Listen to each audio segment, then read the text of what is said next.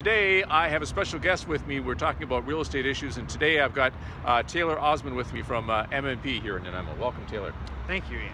You betcha. This is our office here on Wallace Street, and today we want to talk about a new rule that's come out from the federal government regarding reporting the sale of your personal residence. And Taylor, this has changed. Previously, you never had to do that.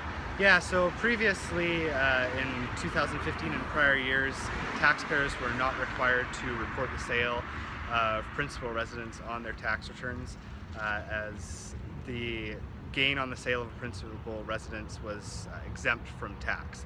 Now, starting with the current year 2016 and future years, taxpayers are going to be required to report those gains on their personal tax returns. This does not change the fact that those sales are exempt from tax. Okay.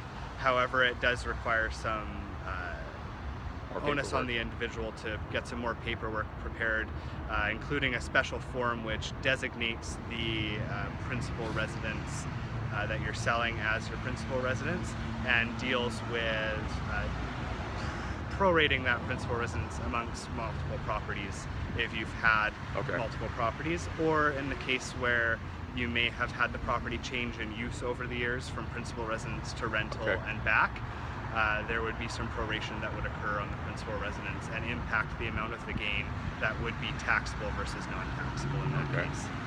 Now, why is the government doing this? What's the deal? What's happening? So really the government's doing this in order to prevent people from abusing the principal residence exemption, from using the principal residence exemption on multiple properties.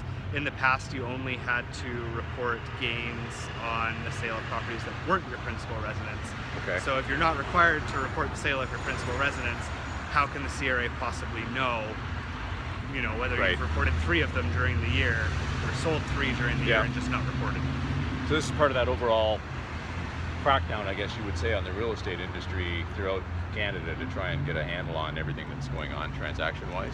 It is a part of that. It's also, of course, to make sure that they're not losing any tax revenues. We wouldn't want that to happen. No.